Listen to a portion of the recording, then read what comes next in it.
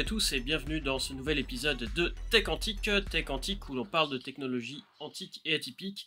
Et pour aujourd'hui, je vous fais une petite vidéo en utilisant le minimum de matériel parce que pour diverses raisons, je ne peux pas tout sortir et je voulais quand même vous faire une dernière vidéo avant les fêtes. Il y en aura une ou pendant ou juste après, mais pour l'instant, je voulais vous faire une petite vidéo sur une technologie que j'ai utilisée à l'époque, la toute première fois que j'ai utilisé et fait des choses réelles avec un ordinateur.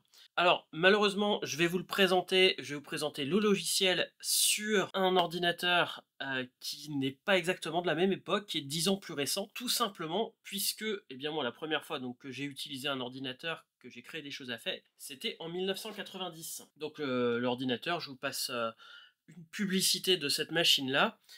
C'était un ordinateur qui utilisait des disquettes dits 5 pouces 1 quart. Voilà, et puis voilà donc le programme qui est Printmaster, qui était ma copie que j'ai fait un peu plus tard, que j'ai dû faire en 93-94.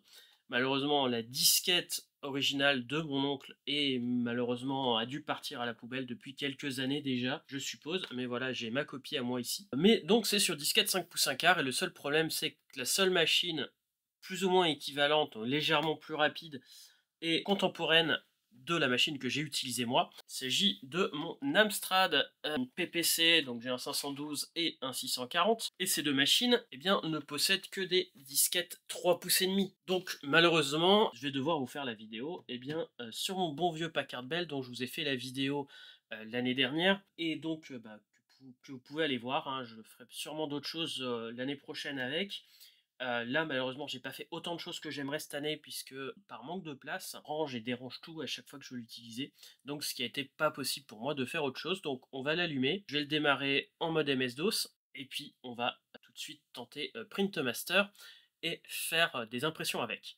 Alors, juste la petite présentation de Printmaster. Printmaster était un logiciel de PAO, entre guillemets, qui permettait de faire des petits trucs sympas.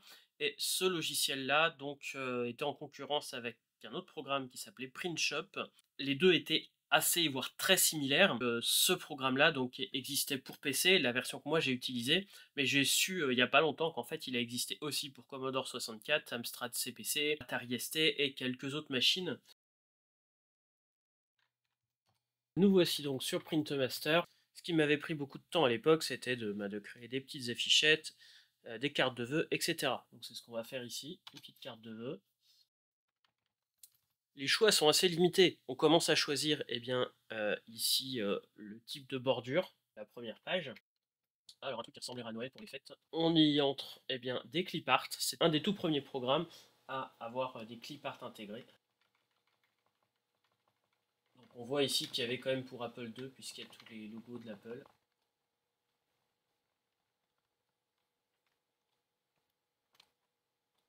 Et là, on choisit notre police de caractère parmi les 7. On peut choisir une autre police pour chaque ligne et choisir aussi la taille. On choisit ici l'intérieur.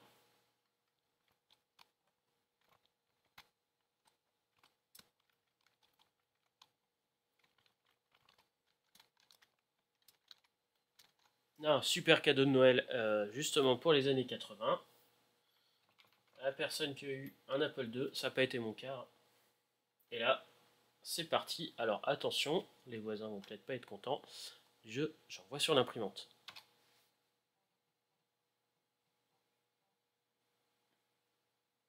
À l'époque, il fallait 8 minutes pour que ça parte à l'imprimante. La machine étant beaucoup plus rapide.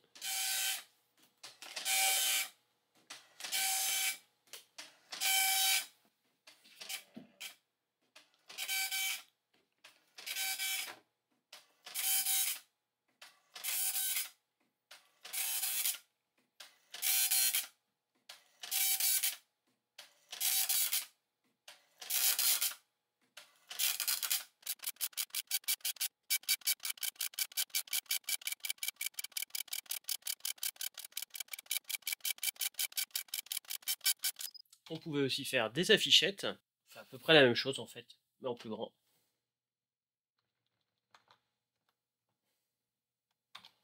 voit. On va choisir.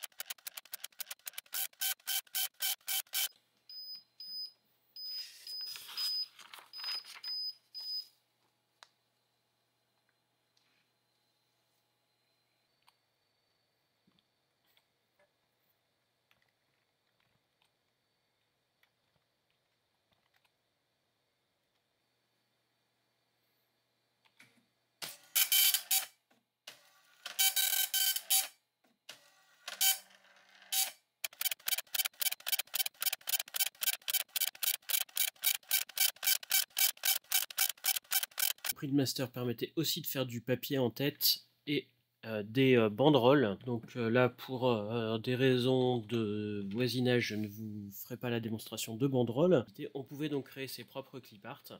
Il faut à ce moment-là 2 lecteurs de disquettes pour pouvoir l'enregistrer. 2 lecteurs de disquettes du même format que je n'ai pas ici. Mais on travaille point par point, pixel par pixel, et donc on active ou pas, donc pas de niveau de gris. C'est à nous de dessiner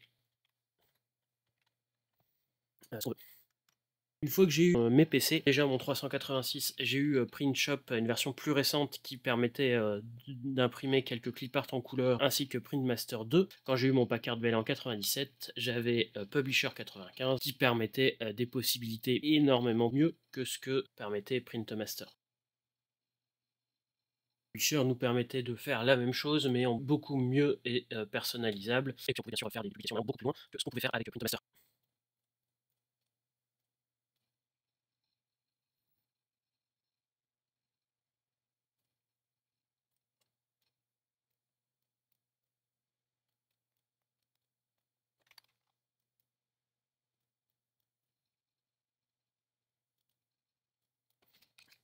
Comme vous pouvez le voir, donc PrintMaster c'était quelque chose que je trouvais révolutionnaire à l'époque, mais c'est franchement dépassé. Surtout bien 10 ans après, on a vu avec Publisher qu'on pouvait aller beaucoup plus loin. Il faut savoir que en 90 et jusqu'en 95-96, quand j'ai eu mes premières machines un peu plus puissantes, moi j'avais que ça.